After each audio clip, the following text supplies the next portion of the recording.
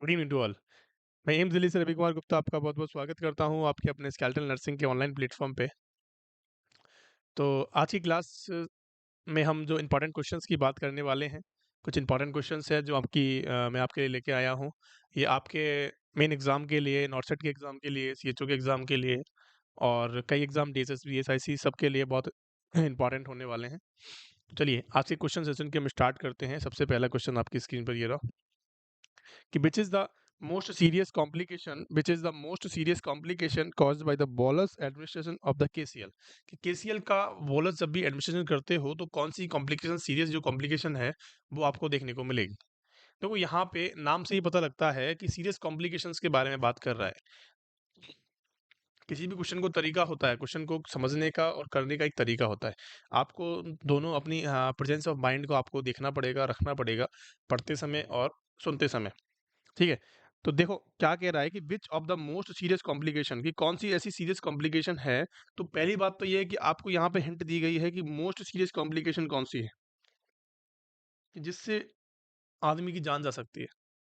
एक तो क्वेश्चन पूछ रहा है कि मोस्ट सीरियस कॉम्प्लिकेशन के बारे में पूछ रहा है and caused by the bolus administration of the KCL. कि केसीएल का आप केसीएल का मतलब क्या होता है भैया, कि सर पोटेशियम पर मैग्नेट, सॉरी पोटेशियम क्लोराइड क्या होता है बच्चों, पोटेशियम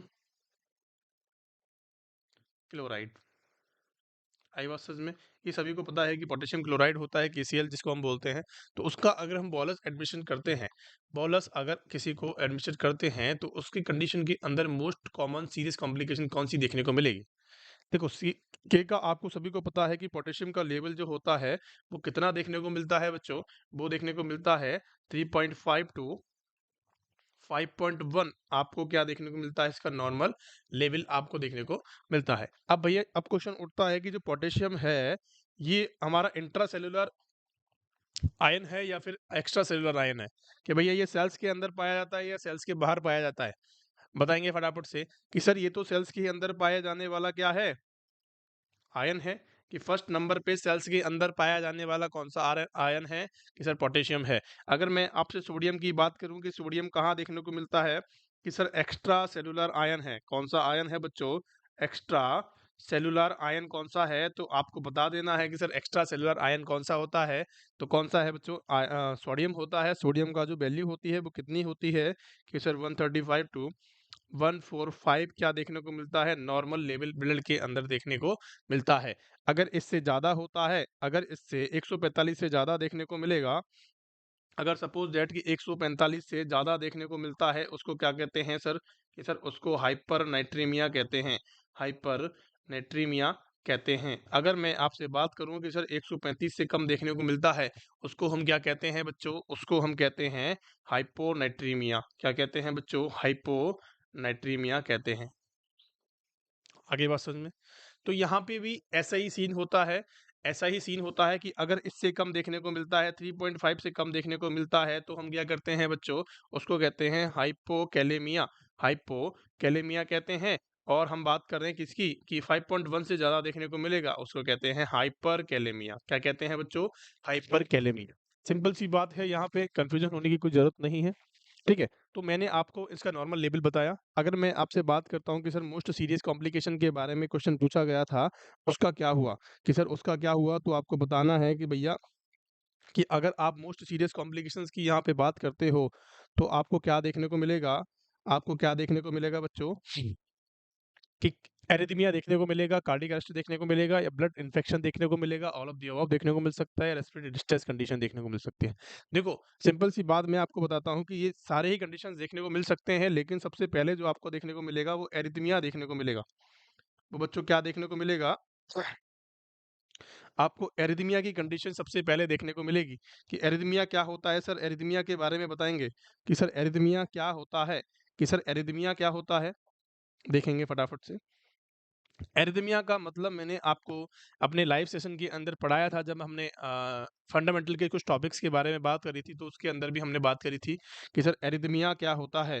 कि सर एरिथमिया के बारे में हमने बताया था वहाँ पे। तो एरिथमिया का मतलब होता है कि हार्ट रेट का क्या हो जाना, हार्ट रेट का क्या हो जाना बच्चों, एबनॉर्मल हो जाना।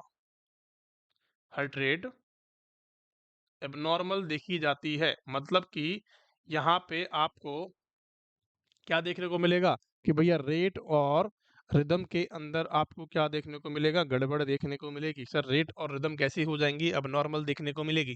कि रेट और रिदम का मतलब होता है कि आपको क्या देखने को मिलेगी कि बीट जो होती है वो एक बार आएगी फिर चली जाएगी, फिर आएगी फिर चली जाएगी। उसको क्या कहते हैं बच्चों, जब भी आप उसकी पैल्पिटेशन को फील करोगे, एरिथमिया की कंडीशन आपको देखने को मिलेगी। कार्डियक अरेस्ट मतलब कि सडन डेथ भी पेशेंट की हो सकती है पोटेशियम को बोलस पुश करने से। बोलस इन द सेंस क्या समझते हो आप?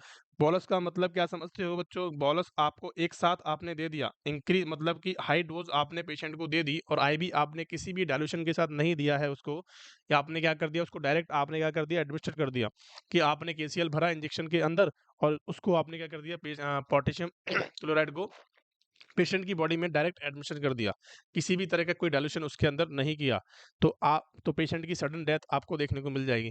यहाँ तो आप पोटेशियम को दोगे और वहाँ आपको क्या देखने को मिलेगा, जैसे ही आप पोटेशियम को देके मुड़ोगे ना पेशेंट की तरफ से, तो आपको पेशेंट की डेथ देखने को मिल सकती है। इतना खतरनाक होता है, तभी भी कभी भी इसको क्या नहीं देते हैं, बोलस नहीं देना चाहिए। बहुत इंपॉर्टेंट क्वेश्चन है, कई बार क्वेश्चन आया हुआ है मेरे एग्जाम के अंदर। तो याद रखना है आप सभी को कि पोटेशियम को कभी भी बोलस नहीं देना है किसी भी पेशेंट को। अगर देते हो तो उसकी पेशेंट को एरिथमिया और कार्डियक अरेस्ट की कंडीशन आपको देखने को मिल सकती है।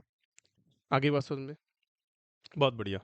रेस्पिरेटरी डिस्ट्रेस जो होता है इसके अंदर, ये दूसरा कंडीशन होती है कि पहले आपको क्या देखने को मिलेगा कि सर पहले हमें देखने को मिलेगा, क्या देखने को मिलेगा बच्चों, कि सर पहले जो कंडीशन देखने को मिलेगी वो कौन सी देखने को मिलेगी? पहले आपको देखने को मिलेगा एरिथमिया की कंडीशन देखने को मिलेगी। जैसे ही एरिथमिया की कंडीशन देखने को मिलेगी, उसके बाद आपको देखने को मिलेगा रेस्पिरेटरी डिफिकल्टीज देखने को मिलेंगी पेशेंट के अंदर, सांस लेने में तकलीफ होगी। उसको कहते हैं रेस्पिरेटरी डिस्ट्रेस की कंडीशन। क्या आपको मेरी बात समझ में आई बच्चों? पहला क्वेश्चन सबको समझ में आया, नहीं आया? बहुत बढ़िया। अब क्वेश्चन 92 की बात करते हैं। Which among the following abbreviations indicate the once in a day? कि इस एब्रिविएशन की बात कर रहे हैं कि एब्रिविएशंस के क्वेश्चंस आए हैं, तो विच अमंग द फॉलोइंग, इस इनमें से abbreviation indicate the once in a day मतलब कि एक ही बार, एक दिन में, वंस इन अ डे मतलब कि दिन में एक बार, दिन में एक बार। अगर आप सपोज दैट किसी डॉक्टर के पास जाते हो, आपके पास कोई मरीज आता है, तो डॉक्टर ने क्या प्रिस्क्राइब किया है कि आपको ओडी डोज लेनी है। क्या लेनी है? आपकी जो डोज है वो कौन सी है बच्चों? ओडी है, ठीक है, या बीडी है। वो कहता है कि बीडी है या टीडीएस है। ऐसे कहते हैं ना कि आपको दिन में कितनी बेर कुल लेनी है, तो समझाने का काम आपका ही है। तो अगर आपसे किसी मरीज ने पूछ लिया कि ये ओडी लिखा हुआ है, हमें क्या करना है, इस दवाई को हमें कितनी बार लेना है, अगर ओडी लिखा हुआ है तो आप क्या आंसर दोगे, बीडी लिखा हुआ है तो क्या आप आंसर दोगे, टीडीएस लिखा है तो क्या आंसर दोगे? बताएंगे फटाफट से। देखो वंस इन अ डे मतलब कि ओडी, ओडी की बात कर रहा है, तो वंस इन अ डे का मतलब होता है कि ओडी, कि दिन में एक बार आपको कोई दवाई देनी है, तो इसका मतलब क्या लिखा होगा कि सर ओडी लिखा होगा। अगर आपको बीडी लिखा हुआ देखने को मिले, तो इसका मतलब होता है twice in a day, twice in a day. दिन में दो बार आपको कोई दवाई देनी है, तो आपको क्या देखने को मिलेगा? ट्वाइस इन अ डे देखने को मिलेगा। अगर टीडीएस कोई दवाई देनी है आपको, तो क्या देखने को मिलेगा कि सर दिन में तीन बार, थ्राइस इन अ डे,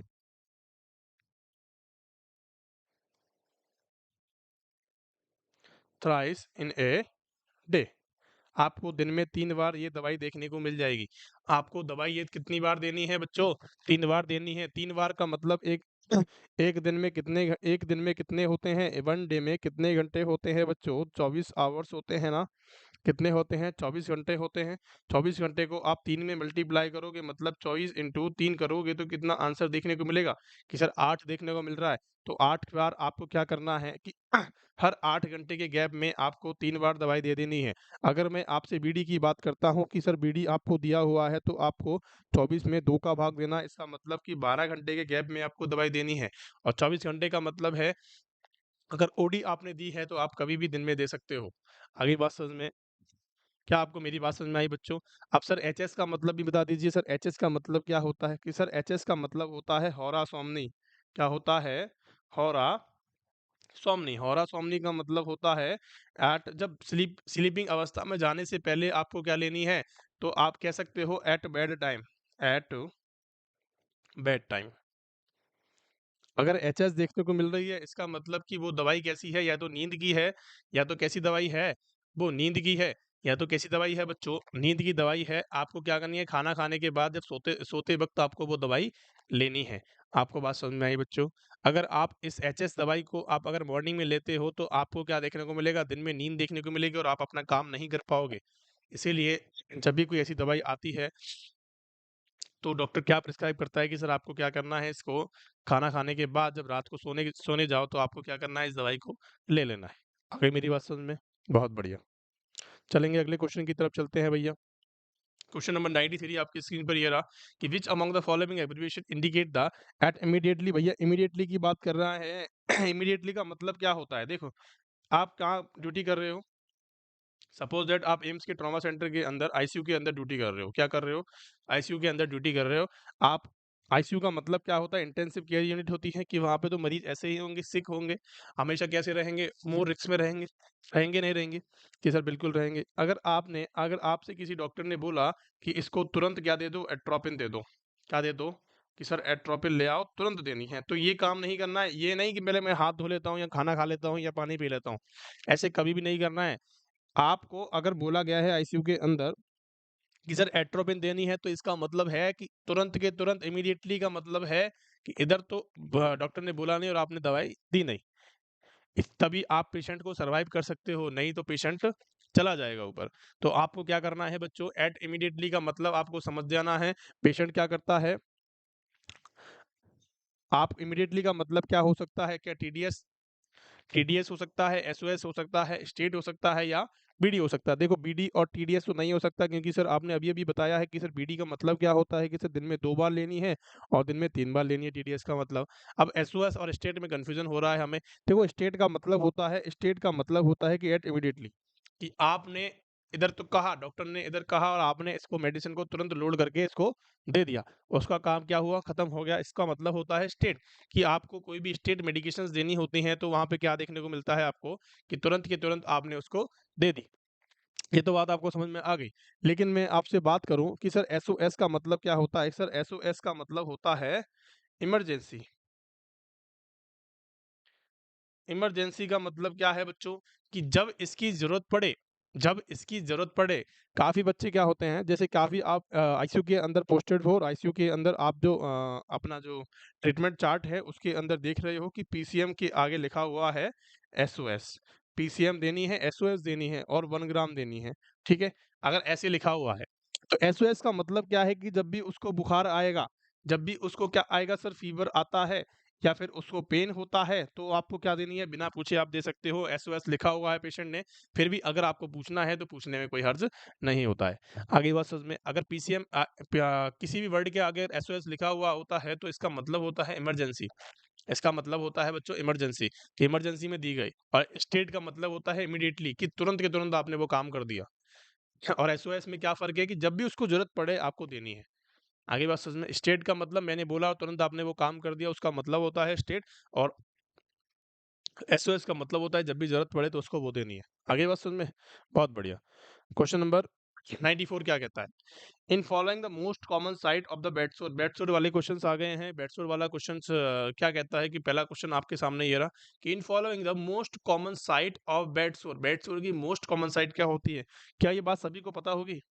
लेकिन यहाँ पे कुछ ऑप्शंस को कंफ्यूजन तरीके से बनाया गया है कि सर ऑक्सीपिटल रीजन होगा, सैक्रम रीजन होगा, एल्बो रीजन होगा या शोल्डर रीजन होगा।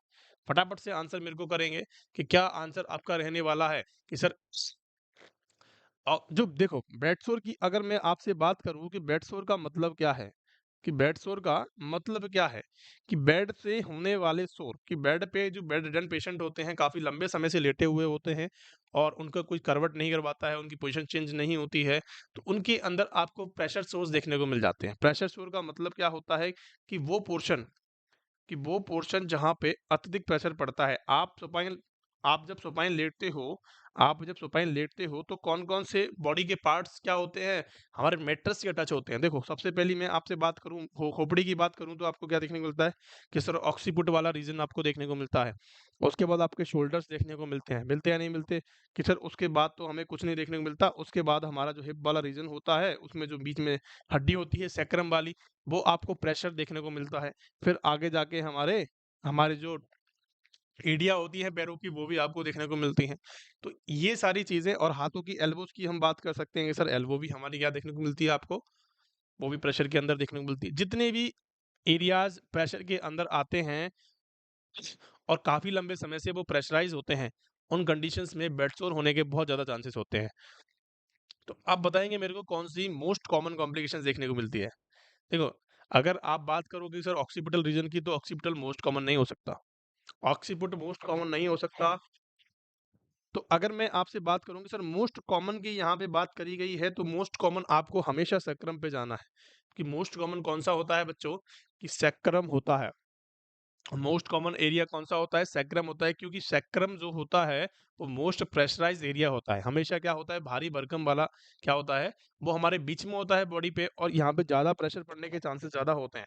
यहाँ पे बहुत ज़्यादा चांसेस होते हैं प्रेशर पड़ने के, और इसीलिए हम इसको मोस्ट कॉमन मानते हैं कि सबसे ज़्यादा जो सैक्रम देखे गए हैं। अगर मैं आपसे बात करूँ, स्टडी के बाद हमने देखा कि 100 लोगों में से अगर बेड सोर अगर देखने को मिल रहा है, तो 90 लोगों को कहाँ देखने को मिलता है, कि सर सैक्रम पे देखने को मिलता है। और दूसरे की बात करेंगे तो दूसरे नंबर पे ये आता है। अगर सेकंड नंबर की बात करते हो तो, अगर थर्ड नंबर की बात करोगे तो शोल्डर आता है, और फोर्थ नंबर की एल्बो की हम बात कर सकते हैं। क्या आपको मेरी बात समझ में आई? ओनली ऑन इसमें किसी भी बैक्टीरियल डिजीज का कोई कॉम्प्लिकेशन नहीं होता है, किसी भी बैक्टीरियल इन्फेक्शन का कोई सोर्स नहीं होता है। इसमें सिर्फ और सिर्फ प्रेशर की वजह से होने वाले शोर को हम क्या कहते हैं, बेड शोर कहते हैं। अगर किसी को ऑनलाइन लेक्चर लेना है, अगर आपने मेरी क्लास वहाँ से नहीं ली है, तो वहाँ से जाके आप ले सकते हो। पूरी व्हाट्सएप पे पूरी डिटेल में क्लास हमने ले रखी है। आपको बहुत जल्दी और बहुत अच्छे तरीके से समझ में आ जाएगा। Question number 95।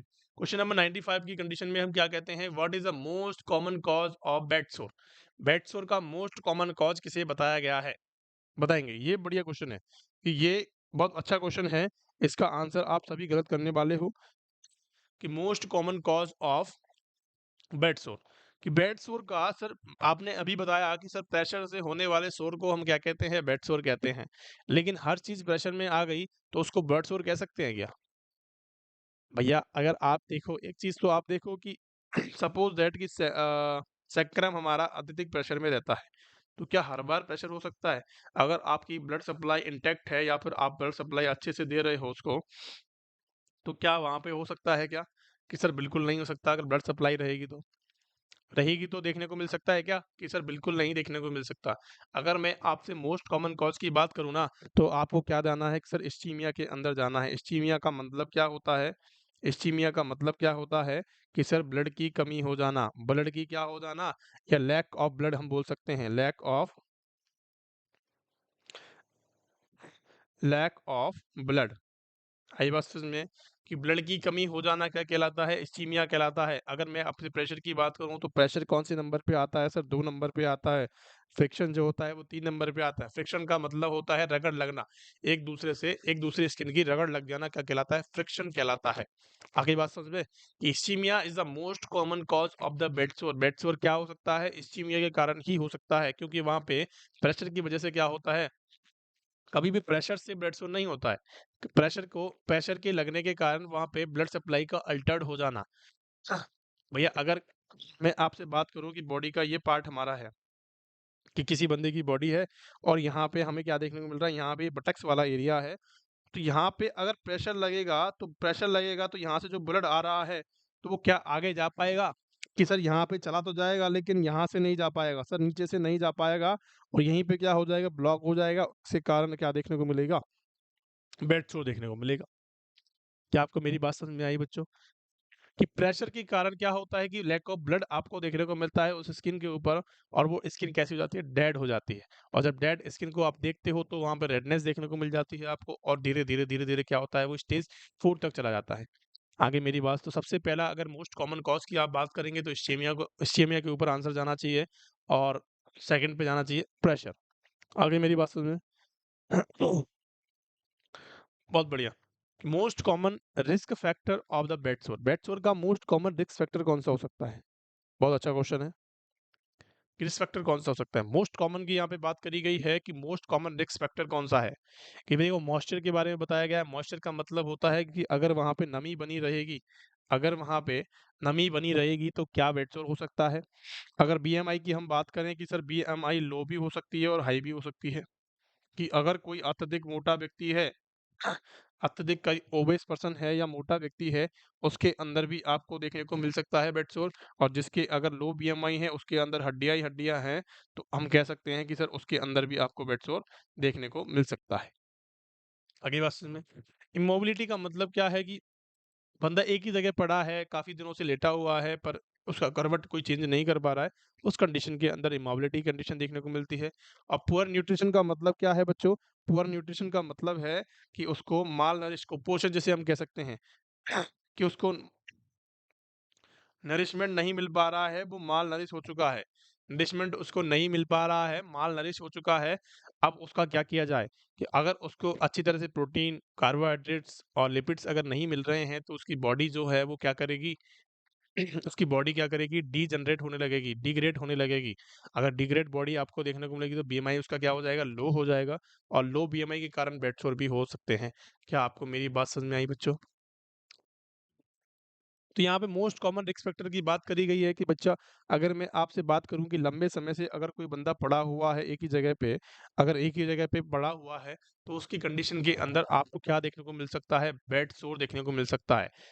अगर आप देखो, मोस्ट कॉमन का मतलब क्या है? ये सारे रिस्क फैक्टर हैं, ये रिस्क फैक्टर सारे ही हैं, लेकिन most common in the sense क्या है कि मोस्ट कॉमन क्या है कि भैया इससे सबसे ज़्यादा देखने को मिल सकता है। अगर मैं 100 लोगों की बात करता हूँ कि सर 100 लोग पड़े हुए हैं, तो आपको 90 आदमियों के अंदर या 90% के अंदर आपको देखने को मिल सकता है मोबिलिटी के कारण। अगर मैं 100 की फिर बात करता हूँ कि सर मॉइस्चर है, 100 लोगों के अंदर मॉइस्चर है, लेकिन इसके अंदर मोस्ट कॉमन नहीं देखने को, 100 के 100 लोगों को नहीं हुआ, 50 लोगों को ही हुआ बेड सोर। तो यहाँ पे इस तरीके से टारगेट लगाया जाता है कि 100 लोगों के अंदर क्या देखने को मिला आपको? इमोबिलिटी के कारण आपको क्या देखने को सबसे ज़्यादा देखने को मिला? आगे बात समझ में? यहाँ तक की क्लास में किसी को डाउट है बच्चों? बहुत बढ़िया। चलेंगे अगले क्वेश्चन की तरफ। What is the minimum score of Brydon scale? देखो, बहुत अच्छा क्वेश्चन है। ब्रेडन स्केल का मिनिमम स्कोर पूछा गया है। सबसे पहली बात तो ये कि ब्रेडन स्केल क्या होती है? आपको ये आना चाहिए कि ब्रेडन स्कोर क्या होती है? तो ब्रेडन स्केल जो होती है, to assess the bed sore. Bed sore को असिस्ट करने वाली एक स्केल बनाई गई है, उसका नाम है ब्रेडन स्केल। और इसको किसने बनाया है बच्चों? इसको इसको बनाया है बारबारा ब्रेडन ने। इसको बनाया था बारबारा ब्रेडन ने सन 1987 के अंदर। सन 1987 के अंदर इसको बनाया गया है बारबारा ब्रेडन के द्वारा। और इसकी बात करें कि to assist the bed sore को असिस्ट करने के लिए काम में आती है। अगर मैं आपसे बात करूं कि बेड सोर को असिस्ट करने के लिए काम में आती है, इसका मैक्सिमम स्कोर कितना होता है और सर मिनिमम स्कोर कितना होता है? फटाफट से दोनों मेरे को बात बता दीजिए जल्दी से जल्दी जैसे हम आगे बढ़े अपने क्वेश्चन की तरफ। और कि सर पहला क्वेश्चन तो आपने पूछा कि सर मिनिमम स्कोर क्या होने वाला है और मैक्सिमम स्कोर क्या होने वाला है। क्वेश्चन पूछा जाता है कि किसके लिए असिस्ट करने के लिए की जाती है, तो आपको बता देना है कि B for bedsore and B for Braden scale. तो ब्रेडन स्केल का नाम आपको समझ में आ जाएगा कि ब्रेडन स्केल किसके लिए की जाती है? बेडसोर के लिए की जाती है। बारबारा ब्रेडन ने दी थी, 1987 के अंदर दी थी। और दूसरी हम बात करें कि मैक्सिमम स्कोर क्या होता है और मिनिमम स्कोर क्या होता है। तो सबसे पहली आपने बात करनी है कि सर मैक्सिमम जो स्कोर होता है इसका 23 देखने को मिलता है और मिनिमम जो स्कोर होता है उसका 6 स्कोर होता है।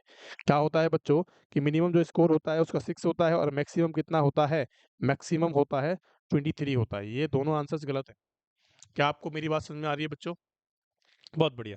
तो यहाँ तक की क्लास आपको सबको समझ में आई बच्चों? अगर यहाँ तक की क्लास में किसी को डाउट है तो कमेंट करके बताएंगे फटाफट से। अगर मैं आपसे दूसरे क्वेश्चन की बात करूं कि in Braden scale less than 9 score is denoted for. अगर किसी का सपोज दैट मैंने आपको बताया अभी अभी की क्लास में बताया कि मैंने आपको बताया था कि इसका जो स्कोर होता है, इसका जो स्कोर होता है मिनिमम कितना होता है बच्चों? 6 होता है। और 6 से 23 तक स्कोर माना गया है। कितना माना गया है? 6 से 23 तक स्कोर स्कोर माना गया है। अब 6 से 23 तक जो हमने क्राइटेरियाज को बनाया हुआ है उसके अकॉर्डिंग आपको क्या देखने को मिल रहा है? अगर किसी को नंबर 9 आपको देखने को मिला कि उसको तो 9 नंबर से कम दिया गया है स्कोर, तो उसके अंदर कितनी रिस्क हो सकती है बेड सोर होने की?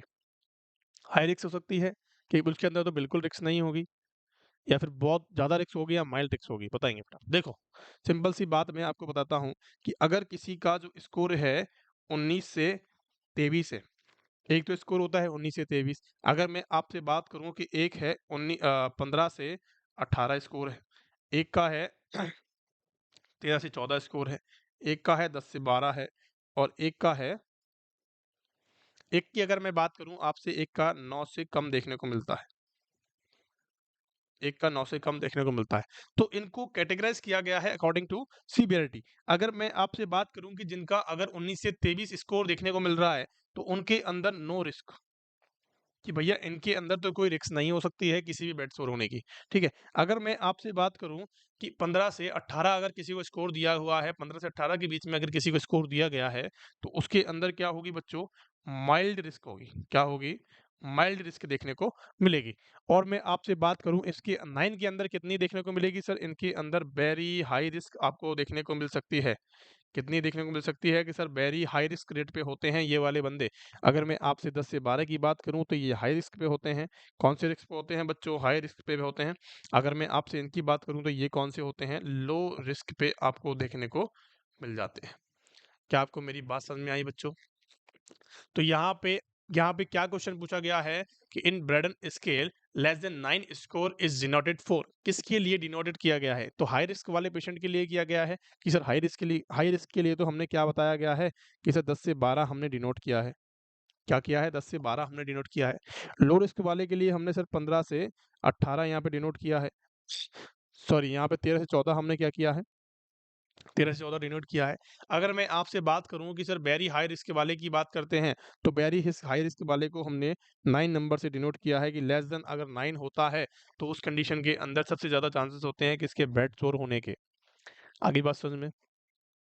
क्या आपको मेरी बात समझ में आई? अगर इसको डिटेल में आप जानना चाहते हो तो मेरी लाइव सेशन के अंदर क्लासेस जाके पढ़ी हुई हैं डिटेल में, और वहाँ से आप समझ सकते हो कि कितने इसके कंपोनेंट्स होते हैं, कि कौन-कौन से कंपोनेंट्स होते हैं, कि 6 कंपोनेंट्स होते हैं। कितने होते हैं बच्चों? 6 कंपोनेंट्स होते हैं। तो आप वहाँ जाके देख सकते हो कौन-कौन से वो कंपोनेंट्स होते हैं। तो चलिए अगले क्वेश्चन की तरफ, कि इसका आंसर क्या होने वाला है बच्चों? कि इसका आंसर होने वाला है सर सी आंसर, इसका करेक्ट आंसर होने वाला है। बहुत बढ़िया। मैं क्वेश्चन की बात करता हूँ, 99 नंबर के क्वेश्चन की बात करता हूँ आपसे, कि in which stage the bed sore blister formations occur in the body, कि बॉडी के अंदर ब्लिस्टर फॉर्मेशन आपको कौन सी स्टेज के अंदर देखने को मिल सकता है? देखो आप सभी को पता है कि स्टेज इसकी 4 होती हैं। एक होती है स्टेज फर्स्ट, होती है सेकंड, होती है थर्ड, होती है और फोर्थ होती है। अब बात होती है, किसकी बात होती है कि सर ब्लिस्टर किसके अंदर बन सकता है? देखो सबसे पहली मैं आपसे बात करूं कि रेडनेस जो होती है वो किसके अंदर देखने को मिलती है? कि सर जो पहली स्टेज होती है उसके अंदर रेडनेस आपको देखने को मिलती है, सिर्फ और सिर्फ एपिडर्मिस लेयर का ही इन्वॉल्वमेंट होता है। क्या होता है? एपिडर्मिस लेयर जो होती है हमारी बॉडी की, सबसे ऊपरी वाली जो लेयर होती है उसको कहते हैं एपिडर्मिस लेयर। जो हमारी लेयर है इसको कहते हैं हम एपिडर्मिस लेयर। इसके नीचे डर्मिस पाई जाती है। इसके नीचे कौन सी पाई जाती है? डर्मिस पाई जाती है, जिसके अंदर आप क्या लगाते हो? इंट्राडर्मल इंजेक्शन लगाते हो नहीं लगाते हो? 15 डिग्री पे, 10 टू 15 डिग्री पे लगाते हो नहीं लगाते हो? कि सर लगाते हैं। तो रेडनेस आपको यहाँ देखने को मिल रही है। यहाँ पे तो बोन विजिबल हो जाती है, कि सर यहाँ पे भी नहीं हो सकता। कि सर आप थर्ड और सेकंड स्टेज के अंदर हमें कंफ्यूजन हो रहा है कि थर्ड और स्टेज सेकंड के अंदर हमें क्या देखने को मिलता है? कि सर अगर मैं आपसे बात करूं कि कौन सी स्टेज के अंदर देखने को मिल सकता है, कि सर आपको कौन सी स्टेज के अंदर देखने को मिलता है ब्लिस्टर फॉर्मेशन? सेकंड स्टेज के अंदर देखने को मिल सकता है। कि जब सेकंड स्टेज होती है हमारी, वहाँ पे आपको ब्लिस्टर्स का फॉर्मेशन देखने को मिलता है। ब्लिस्टर हम किसे कहते हैं? कि सर पानी के जो फव्वारे हो जाते हैं, पानी के फव्वारे या व्हाइट व्हाइट पैचेस आपको देखने को मिलते हैं, उनको कहते हैं ब्लिस्टर फॉर्मेशन। उनको कहते हैं ब्लिस्टर फॉर्मेशन। आप गूगल पे जाके सर्च करेंगे कि ब्लिस्टर्स क्या होते हैं, तो आपको ऑटोमेटिक समझ में आ जाएगा। इमेज उनकी देखोगे तो आपको समझ में आ जाएगा। आपने कहीं ना कहीं उनको देखा होगा अपनी बॉडी में होते हुए या किसी दूसरे की बॉडी में होते हुए, 100% आपने देखा होगा। आगे बात समझ में कि ब्लिस्टर फॉर्मेशन कहाँ देखने को मिलता है, तो आप कह सकते हो कि स्टेज सेकंड के अंदर आपको ब्लिस्टर फॉर्मेशन देखने को मिल जाता है। बहुत बढ़िया। क्वेश्चन नंबर 100 की बात करते हैं। Which is the painless stage of the bed sore? Bed सोर की कौन सी ऐसी स्टेज है जो पेनलेस होती है? बहुत बहुत बढ़िया क्वेश्चन है ये। बहुत ज्यादा इंपॉर्टेंट है। और इसके अंदर की ऐसी कौन सी स्टेज के इसके अंदर पेन नहीं होता है? देखो अगर आपको रेडनेस या फिर आपकी एपिडर्मिस लेयर अगर खिंचती है थोड़ी सी भी, तो आपको पेन देखने को मिलता है। कि सर बिल्कुल देखने को मिलता है। अगर आपको डर्मिस लेयर भी होती है तो सीवियर पेन यहाँ देखने को मिलता है, इसके अंदर तो सीवियर पेन देखने को मिलता है। इसके अंदर माइल्ड होता है, इसके अंदर सीवियर होता है। कि सर इसके अंदर मॉडरेट आपको देखने को मिलता है, या माइल्ड हम कह सकते हैं। और इसके अंदर आपको देखने को ही नहीं मिलता है। तो नो पेन। कि आपको फोर्थ जो स्टेज होती है हमारी, जो हमारी स्टेज 4 होती है वो पेनलेस स्टेज होती है बच्चों। कौन सी स्टेज हमारी? हमारी जो 4th स्टेज होती है वो कैसी होती है बच्चों? हमारी पेनलेस स्टेज होती है, क्योंकि यहाँ पे आपको बोनी प्रोमिनेंस देखने को मिल सकता है। बोनी प्रोमिनेंस देखने को मिल सकता है। Bony prominence in the sense कि आपको बोन विजिबल हो जाती है, बोन दिखाई देने लग जाती है यहाँ पे। आगे मेरी बात समझ में कि बोन विजिबल कहाँ देखने को मिलती है आपको? तो आपको बताना है कि सर 4th वाले पार्ट के अंदर आपको देखने को मिल जाती है। क्या आपको मेरी बात समझ में आई यहाँ तक की? अगर किसी ने डिटेल लेक्चर नहीं लिया है तो मैं अभी भी कह रहा हूँ आपसे जाके कि पहले आप डिटेल लेक्चर को ले लो, ताकि आपको ईज़िली सारे क्वेश्चंस का जवाब आपको मिल जाए। ठीक है? चलिए अगले क्वेश्चन की तरफ चलते हैं। क्वेश्चन नंबर 101 क्या कहता है कि which stage of the bed सोर is involve only in epidermis layer of skin. मैंने अभी अभी इसका आंसर बताया है कि सर एपिडर्मिस को कौन इन्वॉल्व करता है, कि सर एपिडर्मिस जो लेयर होती है वो कैसी इन्वॉल्व होती है? जो हमारी लेयर होती है first layer of the skin, किसको क्या कहते हैं? एपिडर्मिस लेयर कहते हैं। कि एपिडर्मिस लेयर तो सर स्टेज फर्स्ट के अंदर ही क्या होती है? काउंट होती है। और डर्मिस की अगर बात कर ले तो डर्मिस किसके अंदर होती है बच्चों? डर्मिस लेयर कौन सी इसके अंदर होती है? कि सर स्टेज सेकंड के अंदर होती है। थर्ड की हम बात करें तो इसके अंदर full thickness burn full thickness burn आपको देखने को मिलता है, मतलब कि सबक्यूटेनियस टिश्यूज तक यहाँ पे देखने को मिल सकते हैं आपको। सबक्यूटेनियस जो लेयर होती है, एपिडर्मिस, डर्मिस, सबक्यूटेनियस जो लेयर होती है हमारी इसके अंदर देखने को मिल जाती है। अगर मैं आपसे 4th स्टेज की बात करूँ तो जितनी भी हमारी स्किन की लेयर्स होती हैं, मतलब कि हम कह सकते हैं कि all skin layers are involve. आगे मेरी बात समझ में कि जितनी भी हमारी लेयर्स होती हैं स्किन की, सारे के सारे किसके अंदर काउंट होती हैं? स्टेज 4 के अंदर काउंट होती हैं। स्टेज फर्स्ट के अंदर क्या देखने को मिलता है? एपिडर्मिस का इन्वॉल्वमेंट देखने को मिलता है। स्टेज सेकंड के अंदर डर्मिस का इन्वॉल्वमेंट देखने को मिलता है। और जो फोर्थ होती है और सॉरी थर्ड होती है उसके अंदर फुल थिकनेस बर्न आपको देखने को मिल जाती है। क्या मेरी बात समझ में आ गई? तो इसके अंदर अगर ये सारी की सारी हो जाएंगी तो आपको बोन विजिबल देखने को मिलेगी या नहीं मिलेगी बच्चों? कि सर बिल्कुल मिल जाएगी। क्या आपको मेरी बात समझ में आई? चलिए अगले क्वेश्चन की बात करते हैं। इन व्हाट मैनर द बेड सोर क्लीनिंग इज डन। कि आपको अगर कोई बेड सोर देखने को मिल रहा है, तो आप उसकी क्लीनिंग कैसे करोगे? किस मैनर में करोगे? पेरीफ्री टू सेंटर करोगे या सेंटर टू पेरीफ्री करोगे? यानी स्ट्रेट मैनर में करोगे, भैया हमने सीधा उसको रब कर दिया और उसको सीधा ही हमने क्या कर दिया? क्लीन कर दिया। या किसी भी मैनर में कर दोगे? किसी भी मैनर में आप कर सकते हो। बताओ क्या आंसर होने वाला है इसका? कि सर ये भी बहुत इंपॉर्टेंट सवाल है कि इसका क्या आंसर आपको देखने को मिल सकता है। In what manner the wets और क्लीनिंग इज डन। बहुत ज्यादा इंपॉर्टेंट सवाल होने वाला है, बताएंगे। देखो बेडसोर क्या होता है कि बेडसोर एक इन्फेक्शियस क्या है? वुंड है। बेडसोर को हम कंसीडर करते हैं कि एज ए इन्फेक्शियस वुंड। हमने उसको क्या किया है? हमने उसको एक इन्फेक्शियस वुंड के रूप में क्या किया है? लिया है। कि सर इन्फेक्शियस वुंड होता है तो किसी भी इन्फेक्शियस वुंड को, किसी भी इन्फेक्शन वाली चीजों को हम कैसे क्लीनिंग करते हैं, आपको ये बात समझनी होगी। देखो इन्फेक्शियस अगर वुंड है भैया, तो हम उसको हमेशा कैसे करेंगे? कि सर पेरीफ्री टू, हम कह सकते हैं पेरीफ्री टू सेंटर, हम क्या करेंगे? उसको कवर करेंगे। पेरीफ्री टू सेंटर, इसका मतलब कि A answer is the correct answer.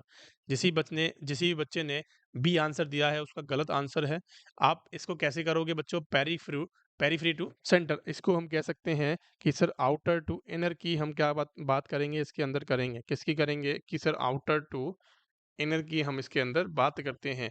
अब देखो इन्फेक्शन की बात करते हैं कि सर इन्फेक्शियस इसको वुंड माना गया है, कि सर इन्फेक्शियस वुंड है ये कोई सपोजेड कि बेडसोर है। अब इसकी मैं आपसे बात करूं कि सर इसको क्लीन करना है या फिर क्लीन कैसे करेंगे, तो क्लीन करने का तरीका होता है कि आपको एक स्वैब लेना है या कॉटन का गॉस पीस होता है उसको लेना है। गॉस पीस को आप जब भी लोगे तो आपको यहाँ से स्टार्ट नहीं करना है, आपको स्टार्ट करना है पेरीफ्री टू सेंटर, मतलब कि यहाँ से आपको चलते आना है और आपको क्या करना है बच्चों? इसको क्लीन करना है। आपको इसको क्या कर देना है बच्चों?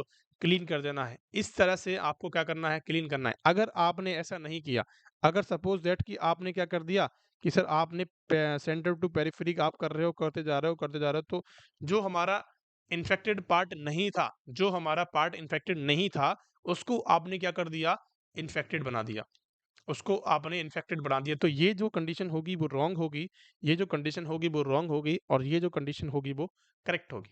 क्या आपको मेरी बात समझ में आई? कि भैया इन्फेक्शन को फैलाना नहीं है, इन्फेक्शियस वुंड की मतलब समझ रहे हो कि इन्फेक्शन को आगे तक नहीं फैलाना है, उसको समेट के अंदर लेके आना है, उसको समेट के अंदर लेके आना है। जैसे आप घरों के अंदर झाड़ू लगाते हो, जैसे आप घरों के अंदर झाड़ू लगाते हो तो क्या करते हैं कि सर हम तो अंदर से बाहर की तरफ फेंक देते हैं कचरा, ऐसे ही करते हो ना। लेकिन जब भी एक सुनार झाड़ू लगाता है ना, सुनार की दुकान में आपने झाड़ू लगते हुए देखा होगा कि जब भी सुनार झाड़ू लगाता है तो वो बाहर से अंदर की तरफ लगाता है। वो कैसे लगाता है बच्चों? बाहर से अंदर की तरफ लगाता है, उल्टा झाड़ू लगाता है एक सुनार। क्यों लगाता है? क्योंकि अगर उसका कोई सोने का टुकड़ा अगर बाहर चला गया, अगर झाड़ू के साथ-साथ उसके कोई सोने का टुकड़ा अगर बाहर चला गया तो उसका तो बहुत भारी भरकम नुकसान हो जाएगा। इसीलिए हम कहते हैं कि क्या करना है, बेड सोर इन्फेक्शन का सोर्स है। बेड सोर क्या है बच्चों? इन्फेक्शन का सोर्स है। आपको भी वहीं ऐसे ही करना है कि कोई भी इन्फेक्शन बाहर नहीं जाना चाहिए इससे, कि और इसकी क्या नहीं बढ़नी चाहिए, इसकी बेड सोर को, इसकी जो थिकनेस है, इसकी जो डायमीटर है वो और नहीं बढ़ना चाहिए। आगे मेरी बात समझ में?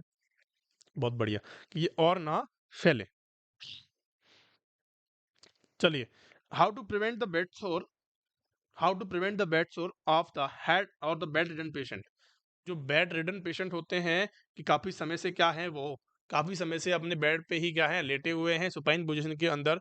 तो कंडीशन कौन सी होती है कि कैसे हम इसको रोक सकते हैं, बेड सोर को ना होने दे, कैसे हम रोक सकते हैं बताएंगे।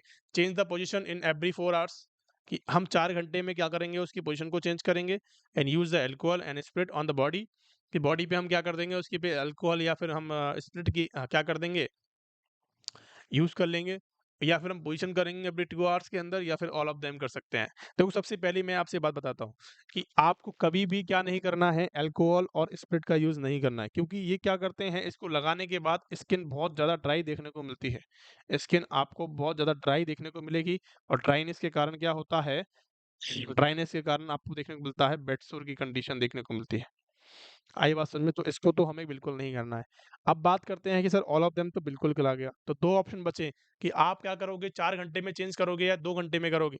तो आपको क्या करना है बच्चों, आपको क्या करना है, कम वाले ऑप्शन की तरफ जाना है और बेड सोर को क्या कर देना है, खत्म कर देना है। आई बात समझ में? कि बेड रिडन जब भी पेशेंट होता है कोई, तो आपको हमेशा क्या करनी चाहिए, पोज़ीशन चेंज करनी चाहिए। कितने घंटे के अंदर? एवरी 2 आवर्स के अंदर आपको पोजीशन चेंज करनी है। क्या मेरी बात आपको समझ में आई कि पोजीशन चेंज करनी है एवरी 2 आवर्स के अंदर? इसका ही एकमात्र तरीका है कि किसको प्रिवेंट कर सकते हैं हम, बेड सोर को होने से प्रिवेंट कर सकते हैं। क्वेश्चन नंबर 104 क्या कहता है? क्वेश्चन नंबर 104 क्या कहता है? Which position is given to the patient to relieve the pressure from the sacrum? क्या इसका आंसर होने वाला है कि कौन सी पोजीशन दे सकते हैं? Which position is given to the patient relieve the, which relieve the क्या कर सकती है कि सैक्रम से प्रेशर को हटा सकते हैं।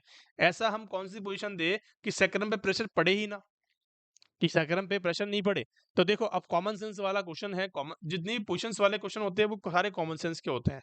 आपको अगर आता है ना तो आप कर दोगे कि कैसे कैसे हमें सैक्रम कहाँ होता है, आपको सभी को पता है कि सैक्रम कहाँ होता है, कि हमारे पेल्विक एक बोन होती है, उसको बोलते हैं हम सैक्रम बोन, बोलते हैं नहीं बोलते, जो कहाँ देखने को मिलता है, बिटवीन द हिप्स आपको देखने को मिल जाता है। तो आपको अगर ये पता है ना तो आप हमेशा आंसर को बिल्कुल सही कर दोगे। अगर आपको लोकेशन पता है, एनाटॉमी पता है, तो आप इसको क्या करोगे, करेक्ट करोगे। देखो सेमी फॉरवर्ड पोजीशन का मतलब क्या है कि हमने क्या किया, हमारा बेड एंड ऊपर कर दिया। तो ये पोजीशन तो क्या करेगी, पेट सोर को क्या करेगी, ये सैक्रम पे प्रेशर को ज़्यादा ज़्यादा करवाएगी। ऐसे ही फाउलर पोजीशन है, तो फाउलर पोजीशन भी क्या करेगी भैया, फाउलर पोजीशन भी हम यूज़ नहीं कर सकते क्योंकि ये भी प्रेशर को इंक्रीज़ करेगी सैक्रम पे, और यहाँ पे हम क्या कर रहे हैं कि प्रेशर को रिलीव कर देते हैं। तो भैया ये सुपाइन पोजीशन भी हम इसके अंदर यूज़ नहीं कर सकते हैं, क्योंकि सुपाइन पोजीशन के अंदर भी सबसे ज़्यादा प्रेशर कहाँ देखने को मिलता है? मैंने पहले ही क्वेश्चन के अंदर बताया था, तो सबसे ज़्यादा सुपाइन पोजीशन के अंदर देखने को मिलता है सैक्रम पे। तो ये तीनों चीज़ें तो हमारे क्या कर रहे हैं, ये तीनों चीज़ें तो हमारे क्या कर रहे हैं कि सैक्रम के प्रेशर को बढ़ाने की कोशिश कर रहे हैं। लेकिन यहाँ पे एक बात करी गई है कि 30 डिग्री विद 30 डिग्री इसको एलिवेट करना है, और क्या करना है, लेटरल पोजीशन के साथ देनी है। Lateral position is the best position for the bed सोर, कि बेड सोर को प्रिवेंट करने के लिए सैक्रम से आपको क्या हटाना है भैया। आप इसके अंदर प्रॉन पोजीशन भी दे सकते हो, लेकिन प्रॉन पोजीशन आप इसलिए नहीं देते हो क्योंकि उसके अंदर भी बेड सोर होने के चांसेस ज़्यादा हो जाते हैं, क्योंकि आगे वाले पोर्शन में भी चांसेस हो जाते हैं। आगे बात समझ में? तो आपको सभी को क्या करना है कि बेटर आंसर को चूज़ करना है। 30 डिग्री विद लेटरल पोजीशन के साथ आपको क्या करनी है, इसको करेक्ट आपको आंसर कर देना है। क्या मेरी बात समझ में आ गई बच्चों? बहुत बढ़िया। कि ये गैस्ट्रिक का क्वेश्चन है, इसको हम अगली क्लास में पढ़ेंगे बच्चों, कि क्या होने वाला है इसका आंसर। चलिए, तो यहाँ तक की क्लास आपको सबको समझ में आई है, नहीं आई? अगर आई है, तो please like, share and subscribe करेंगे अपने दोस्तों के साथ, और ताकि हमें मोटिवेशन मिलता रहे और आपको भी मोटिवेशन मिले। तो थैंक यू सो मच, पढ़ते रहें इसी प्रकार और पढ़ते रहें। Thank you so much.